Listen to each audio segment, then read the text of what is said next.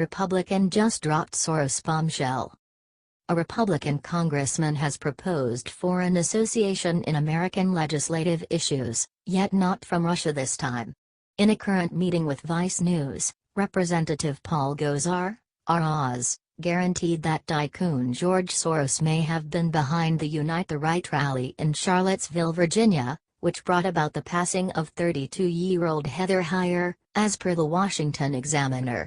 As most will recollect, protesters involved Emancipation Park, which was named Lee Park 2 months sooner, to protest Charlottesville Vice Mayor Wes Bellamy's call to evacuate the statue of Confederate General Robert E. Lee from the park. A large number of counter-protesters landed to go up against a couple of hundred racial oppressor dissenters, starting savage showdowns. James Morgan, an Arizona resident and one of Rep. Gosar's constituents, recorded a federal lawsuit against Gosar after he obstructed her on Facebook. Morgan contended that by hindering her on Facebook, Rep. Gosar was abusing her First Revision rights to take part in a debate with a public official on a public platform. While shielding himself against these charges, Rep. Gosar communicated the need to obstruct far-left analysts, since left-wing savagery is on the ascent. To help his claim, Rep. Gosar alluded to the current congressional baseball shooting, which left 5 injured including Senate Majority Whip Steve Scalise, RLA, and the incessant assaults perpetrated by the far-left anarchists of Antifa. Rep. Gosar clarified that Scalise's shooter was active on numerous far-left Facebook groups. Gosar is concerned that disdainful remarks like the ones posted by Morgan could energize viciousness against him. After Gosar's say of the viciousness of groups, for example, Antifa, the Vice reporter expressed, "In fairness, Antifa is in the news because of a white supremacist rally in Charlottesville," disregarding a long time of providing details regarding Antifa preceding the August 12 Unite the Right rally to propose that the phantom of left-wing brutality is incredibly overstated. Actually, even mainstream outlets like the New York Times were giving an account of Antifa savagery before the Unite the Right rally. Antifa really collected standard consideration in the wake of propelling a progression of vicious dissents at the University of California, Berkeley, where they endeavored to block right-wing personalities from speaking on campus. Rep. Gosar reacted to the reporter's announcement by recommending that the official account around the Unite the Right rally may not be the entire picture. Rather, the congressman proposed this was a false halo operation intended to vilify President Trump and average Republicans by conflating them with racial oppressors. Because let's look at the person that actually started the rally. Gosar said. It's come to our attention that this is a person from Occupy Wall Street that was an Obama sympathizer. So, wait a minute, be careful where you start taking these people to. Jason Kessler was the primary coordinator behind the Unite the Right rally. And look at the background. You know, George Soros is one of those people that actually helps back these individuals. Who is he? I think he's from Hungary. I think he was Jewish. And I think he turned in his own people to the Nazis. Better be careful where we go with those. He proceeded. While Rep. Gosar implied Soros' inclusion in the protest, he was not making any solid allegations. Rather, he proposed the fact of the matter is being avoided us. Wouldn't it be interesting to find out? He pondered. What do you think about this? Do not hesitate and write your thoughts in the comment section below. Thank you for reading. HTCNA.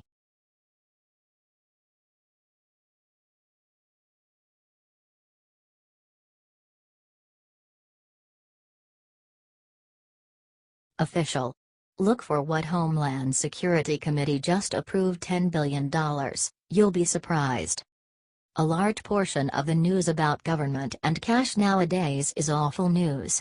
What's more, we've one additional thing to add to the heap.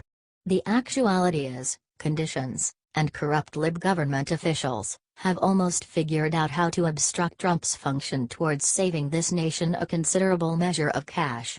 Hurricanes? How about we spend a few billion there? Mexico? They'll require a few $1 billion also. In light of present conditions, we'll have no cash left. So $10 billion more is a major ordeal. Unless it's being spent on us for a change. Say thanks to God it's being spent on the border wall. Via Breitbart.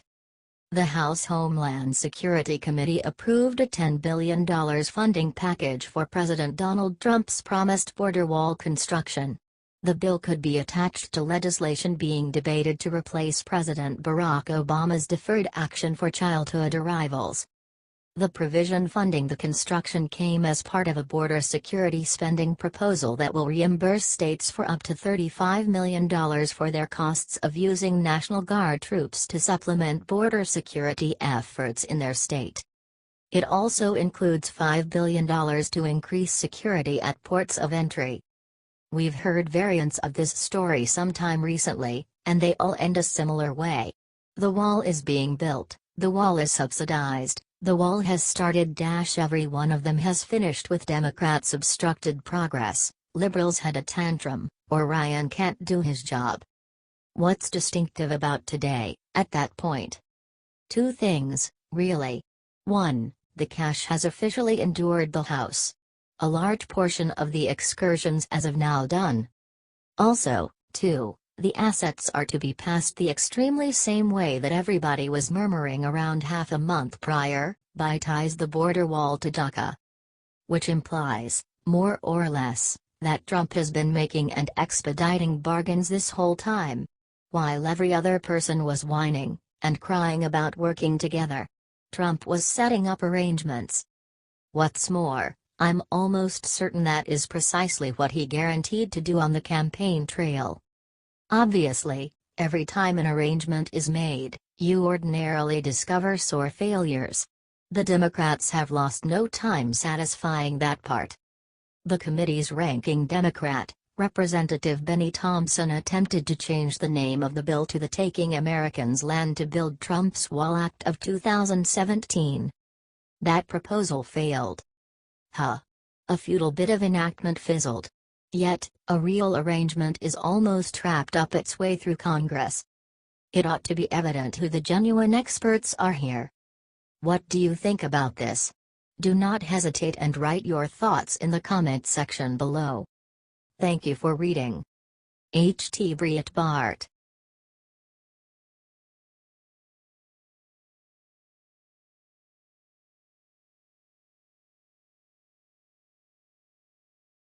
Texas judge just slaps America, he denied one important request from President Trump. Of the considerable number of states to take part in the open rebellion against the White House, I never thought it'd be Texas. It's not ordinarily along these lines. Representative Greg Abbott has been driving the charge against sanctuary cities. Residents regard the Second Amendment, and don't give careful consideration to CNN. Furthermore, they see that it is so imperative to have an ID to vote. So when a Texas judge declines to participate with Trump's examinations concerning voter fraud, you need to ponder what he's concerned the president will discover. Via IJR. A Texas judge blocked the Trump administration from receiving data it requested as part of its investigation into voter fraud. Chris Kobach, Kansas's Secretary of State, is leading the effort that, in part, seeks to gather voter-specific information, including things like Social Security numbers. Those requests, Texas's 353rd Civil District Court ruled, could violate Texas law by bypassing safeguards on privacy and security of the requested information. Kobach and Vice President Mike Pence lead the Presidential Advisory Commission on Election Integrity. The issue is straightforward. Regardless of how often Democrats deny it, voter fraud exists. Furthermore, in case we're regularly going to have a genuine and working vote-based system, we have to discover it and fix it. The least demanding approach to do that is by scouring the voting records in each state. Which implies, obviously, that the states need to send in the correct records to investigate. No data implies no outcomes. It's quite recently entertaining that Texas, of all states, would be the state to deny the president comes about. In any case, It's not simply Texas. Almost every state has been declining to collaborate with the White House. It nearly influences you to ponder exactly how profound the extortion goes. 8 states refused to release any data to the Commission, while many others agreed to turn over public data while chastising the Commission in the process. A handful of groups have sued to block the Commission's request. Opposing the president by declining to collaborate resembles the famous activity right now. In any case, it won't help choose honest-to-goodness leaders. Just genuine votes do that. Also, sooner or later, we will need to see those genuine votes. It's anything but difficult to score political indicates by imagining guard individuals' protection. It's harder to collaborate with an examination that may humiliate you with its discoveries. How about we trust more states pick the overcome alternative, regardless of the possibility that humiliating? What do you think about this? Do not hesitate and write your thoughts in the comment section below. Thank you for reading. HTIJR.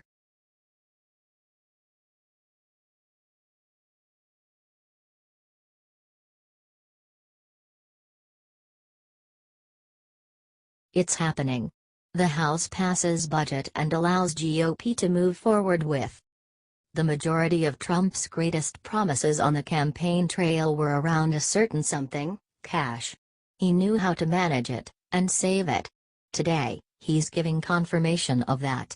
Since there's no greater approach to save America cash than to keep it in the pockets of ordinary Americans. What's more, there's no simpler approach to do that than tax reform. Thank God we have a financial plan for it prepared to go. Via Daily Caller. The House passed its fiscal year 2018 budget Thursday, equipped with reconciliation instructions for tax reform, allowing GOP lawmakers to move forward with their plans to overhaul the tax code. The House budget calls for $200 billion in mandatory cuts, and the reconciliation bill will allow the GOP to pass the measure without the threat of a Democratic filibuster. Republicans are looking to pass tax reform legislation before the end of the year. The key piece of this new deal is, obviously, the expression without the threat of a Democratic filibuster. Because on the off chance that we've taken in one thing from attempting to get past arrangements passed, it's that it's ideal if as a couple of Democrats are included as could be allowed. They have a tendency to back things off. What's more, on an arrangement for charge change, they do their best to quit everything by and large. All things considered, it implies that they'd be surrendering their capacity to take cash from average Americans and redistribute it somewhere else. What's more, $200 billion is a great deal of cash, enough, truth be told, that Republicans were at first uncertain that they could even force it off. House conservatives were previously hesitant to get on board due to the lack of detail received on the plan, but the outline released provided enough specifics to sway members of the House Freedom Caucus. The caller is, of course, utilizing reasonable however dull dialect to depict something entirely vital. Since what truly happened is better depicted along these lines. Conservatives weren't going to pass a budget that set themselves up for tax reform unless they actually had a plan for tax reform. Anything else would have meant giving libs the chance to make government spending even worse. A plan has been released, and it's good enough that everyone is ready to go.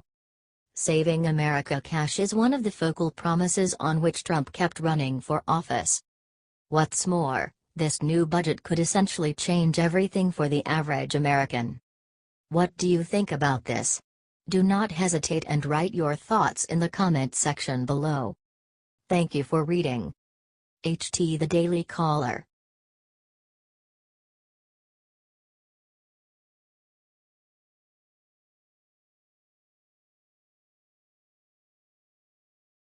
Major Democrat scandal rocks Washington, media silent.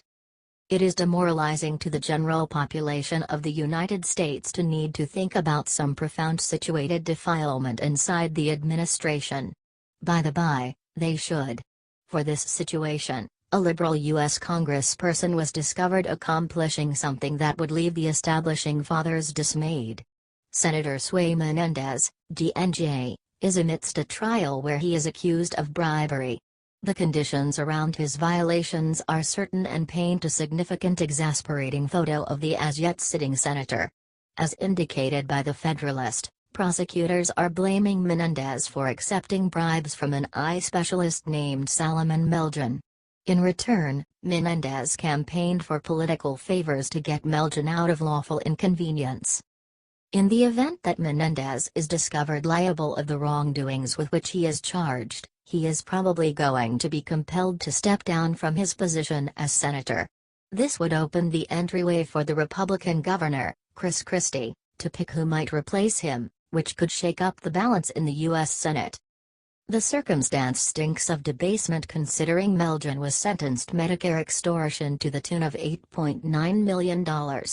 As indicated by proving and the declaration, Menendez was working vigorously to get Melgen free. In return for helping Melgen with his concern, Menendez got extravagantly paid getaways and private plane rides. The what tops off an already good thing was $750,000 in campaign contributions from the Florida eye specialist. This is substantially more than a minor occurrence. The proof is heaping upon the two co-plotters also, making it significantly more clear that something simply isn't right. On Monday, it was found that Menendez had endeavored to change the way the principals work at the CMS, keeping in mind the end goal to permit his companion some more mercy. Jonathan Bloom, a previous chief appointee, testified that Menendez wanted to make rules that would relieve or forgive or lessen Melgen's overpayment, as indicated by CNN. Bloom conceded that after he disclosed to Menendez he would not change the rules to suit his companion, Menendez moved toward becoming hostile, and hung up on Bloom. The senator is from New Jersey. The physician is based in Florida. I pressed our staff several times on the connection between the senator and Dr. Melgen, Bloom told Politico. The key appointee of CMS reviewed some other time when he met with then Senate Majority Leader Harry Reid, Menendez, and previous Health and Human Services Secretary Kathleen Sebelius. Bloom testified that the subject of twisting the principles came up again and that Menendez wound up noticeably furious when his endeavor was thwarted once more. Presently, CMS head Marilyn Tavenner is set to affirm. Sebelius and Reid are additionally set to come in at the earliest opportunity to discuss the apparently evident wrongdoings that were submitted. New Jersey residents are not content with their senator either.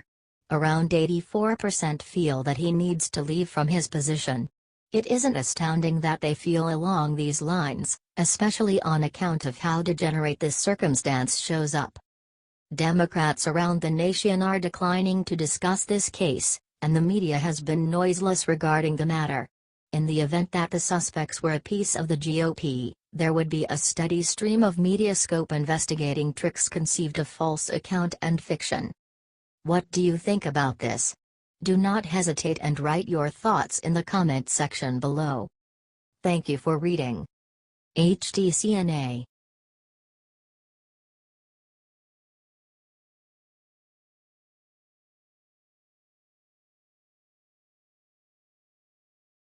Nancy Pelosi just dropped horrifying Dreamer announcement, "This will scare you."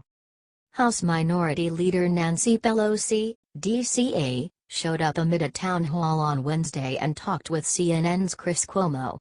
She addressed inquiries and made explanations about the exceptionally faced-off regarding Dreamers. As per the Washington Free Beacon, amid the talking occasion, Pelosi stated, "Our Dreamers, they make America dream again." She proceeded, "They're so lovely and we, frankly, owe a debt to your parents for bringing you here to be such a brilliant part of our future." What makes this aggravating is that Pelosi, as an administration official, isn't just communicating something specifically saying that it is all right to violate government law, but at the same time is saying thanks to them for doing as such. The discussion comes from Obama's 2012 Executive Order Deferred Action for Childhood Arrivals, DACA. The order expresses that if parents bring kids into the nation unlawfully, the youngsters are permitted to remain. At the point when Obama leveled this request, he appeared to have missed the part where the president should enact executive orders as it identifies with immigration policy. President Trump attempted to go down the strategy and passed it to Congress to work away at. The goal is to have Congress make sense of what occurs next, which is a slight bit not the same as the story that the left is pushing.